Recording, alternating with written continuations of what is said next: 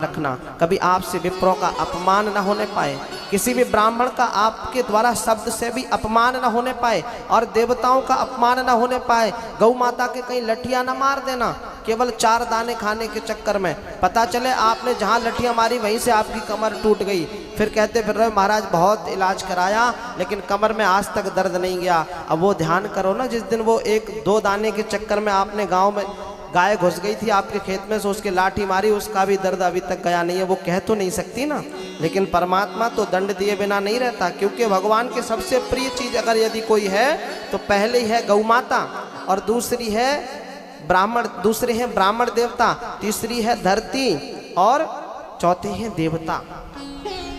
और मैं नहीं कह रहा हूं ऐसा, भगवान राम ने भी कहा है क्या कि सुर महेश्वर हरिजन और गाय।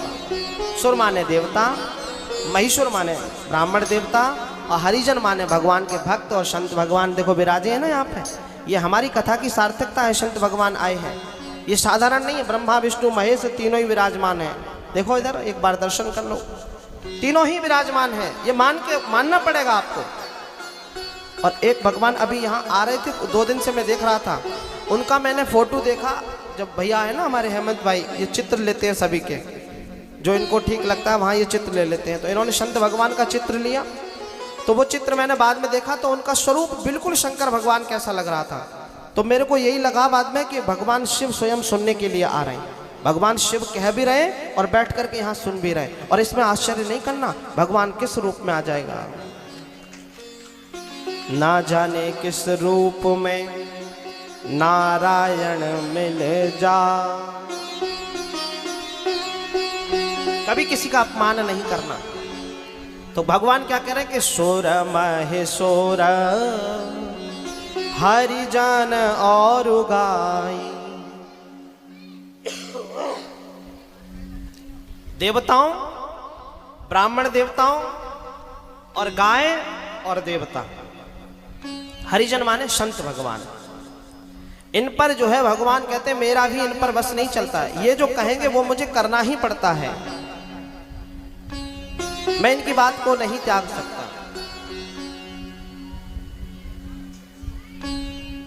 तो कभी इनसे वैर नहीं करना चाहिए, कभी इनको त्रसित नहीं करना चाहिए, कभी इनको मारना नहीं चाहिए। और एक बात मैं आपको बता दूं, गौ माता जो है ना, केवल भारत में, भारत की भूमि पर गौ माता एक ऐसा विकल्प है, विकल्प माने एक ऐसी व्यवस्था है कि जिसको 1 रोटी देने मात्र से 33 करोड़ देवी देवताओं को एक साथ एक ही रोटी पहुंच जाती है। बोलो मैं गलत कह रहा हूं?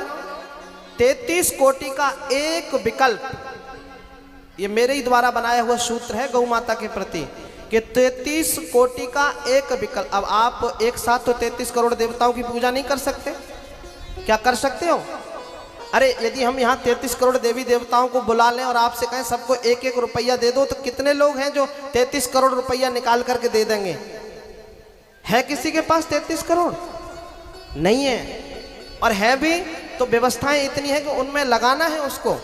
तो यदि 1 रुपया भी एक देवता को दोगे तो 33 करोड़ रुपया देने पड़ जाएंगे। लेकिन सारी बात श्रद्धा में समर्पित रहती है कि आपकी जो श्रद्धा हो वो दे दो, वो अपने आप देवताओं को जैसे करना है वैसे कर लेंगे। उसी प्रकार की व्यवस्था भगवान ने यहाँ भेजी, और वो कौन है? बोले गौ माता है। गौ माता को आप 1 रोटी दो और उस रोटी के माध्यम से जो अन्न बनेगा, जो रस बनेगा, या जो भी उसके उदर में जाकर के उसको जो तुष्टि संतुष्टि या पुष्टि मिलेगी, वो सारा जाकर के रस 33 कोटि देवताओं को समर्पित होगा, उसके अंग प्रत्यंग में जाकर के। कैसे होगा? ये गौ माता का कार्य है। लेकिन आपकी 1 रोटी के माध्यम से 33 करोड़ देवी देवताओं को रोटी देने का फल आपको प्राप्त हो जाएगा। ये सिर्फ गौ माता